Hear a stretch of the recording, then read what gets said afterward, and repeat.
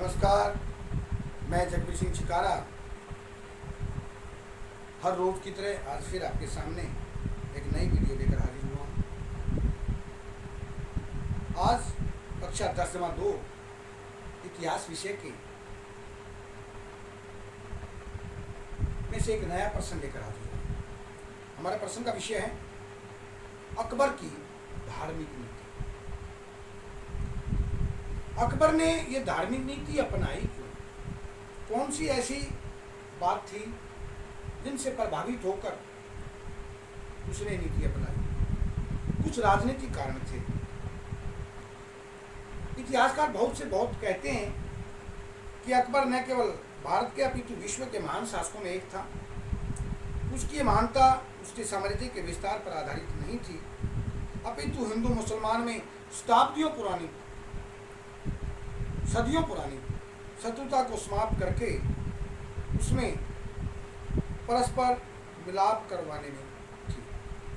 अकबर ने धार्मिक सहिष्णुता की नीति को अपनाया और भारतीय इतिहास में एक नए युग का सूत्रपात किया, नए युग की शुरुआत। इसी संबंध में एक प्रसिद्ध इतिहासकार मिस्टर मेहता कहते हैं कि अकबर मध्यकालीन भारतीय सम्राटों में प्रथम था जिसने धार्मिक सहिष्णुता की नीति को शिखर पर पहुंचा दिया। उसके कुछ कारण थे, राजनीतिक कारण।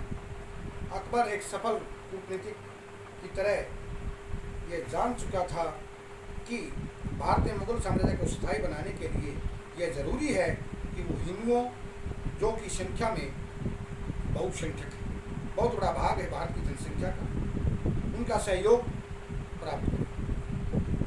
यह सहयोग तलवार के बल पर नहीं बल्कि प्रेम से प्राप्त किया जा सकता है। इसलिए अकबर ने सुलह कुल की अर्थात सभी के साथ शांति की नीति को अपनाने का निर्णय लिया ताकि हिंदुओं पर लगे अनेक प्रकार के प्रतिबंध हटा दिए जाएं, हिंदुओं से प्रेम किया जाए, साथ लिया जाए, तभी भारत में सुसंगठित साम्राज्य स्थापित किया जा सकता है। इस कारण उसने इस नीति को अपनाया था। दूसरी बात है वंश का प्रभाव। अकबर का जन्म, उसका पालन पोषण उदार वातावरण में हुआ। अकबर का पिता हुमायूं तथा दादा बाबर सुन्नी मुसलमान होते हुए भी कट्टर नहीं थे। ये इतिहासकार बताते हैं। ये बहुत उदार विचारों के व्यक्ति थे। उन्होंने अकबर को सुलह कुल का पाठ पढ़ाया। तो कट्टर नहीं थे। हुमायूं ने अकबर को सभी धर्मों का आदर करने की शिक्षा दी।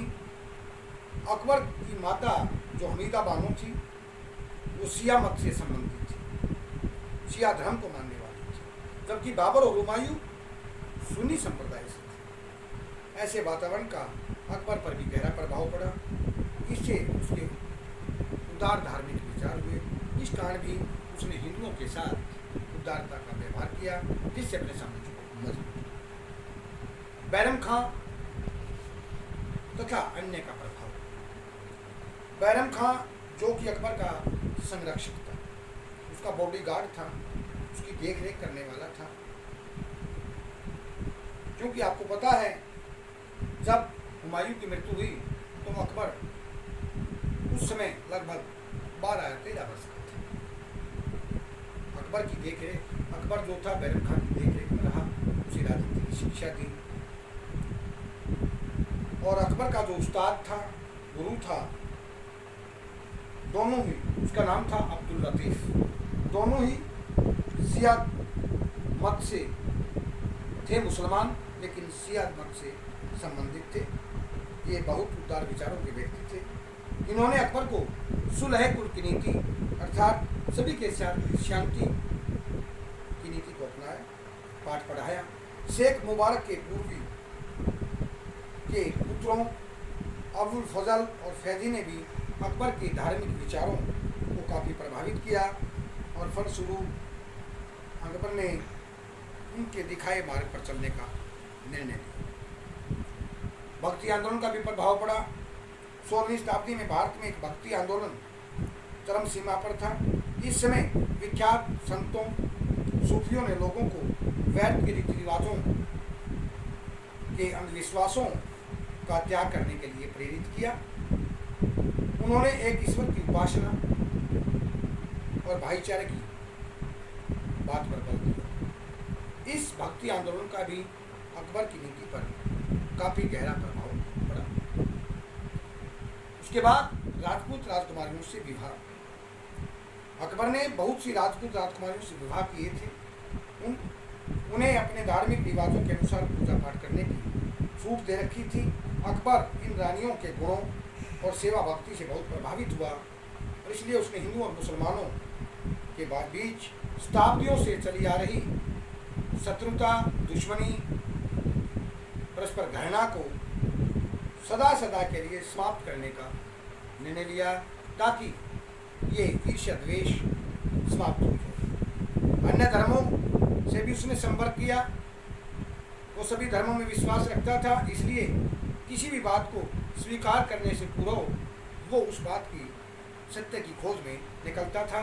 इसी उद्देश्य से अकबर ने हिंदू, इस्लाम, ईसाई, पारसी, जैन धर्म के धार्मिक नेताओं के साथ मिलकर विचार विमर्श किया करता था। इस विचार विमर्श द्वारा अकबर ने यह जान लिया कि केवल इस्लाम ही सच्चा नहीं इस्लाम धर्म ही सच्चा नहीं है, अपितु विश्व के अन्य धर्मों के अंदर भी सच्चाई छिपी हुई है। इसलिए अकबर ने अन्य धर्मों के प्रति भी समानता की नीति को अपनाया और इस प्रकार उसने अंबर की राजकुमारी से विवाह किया। युद्ध बंदियों जो युद्धों में कैद हो जाते थे, युद्ध बंदी हो जाते थे, उन पर पहले मुसलमान शासक थे उन्हें जबरदस्ती से मुसलमान बनाते थे। इसने ये दबाव देना बंद कर दिया। किसी भी कैदी के ऊपर इस्लाम धर्म स्वीकार करने का दबाव नहीं दिया। इससे भी लोग उसके नज़दीक आए। तीर्थ यात्रा जो कर हुआ करते थे, जो हिंदू लोग थे जो अपने तीर्थों पर जाते थे, उसके लिए उन्हें कर देना पड़ता था, हिंदू होने का कर देना पड़ता था।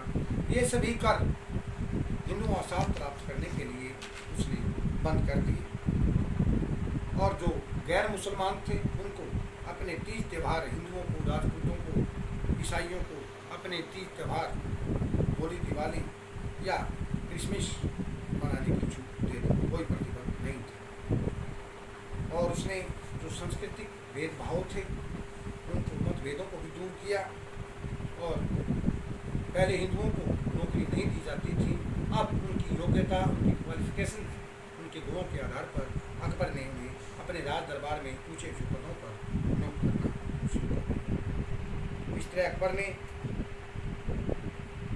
अपने इस तरह का व्यवहार करके हिंदुओं का, राजपूतों का, सिखों का साथ प्राप्त किया और अपनी आप को हिंदुस्तान का एक सम्राट बनाने में ये उसकी धार्मिक नीति उसके लिए काफ़ी सहायक सिद्ध हुई। और सही मायने में अगर माना जाए तो मुगल साम्राज्य का सही संस्थापक अकबर को ही माना जाता है। वैसे तो नींव बाबर ने रखी थी, लेकिन जो मुगल साम्राज्य ने विस्तार किया, चौमुखी विकास किया, वो अकबर के शासनकाल में। आज हम यही विदा चाहते हैं। आप खुश रहिए, सुखी रहिए, भगवान की छत्र छाया आप पर बनी रहे। नमस्कार।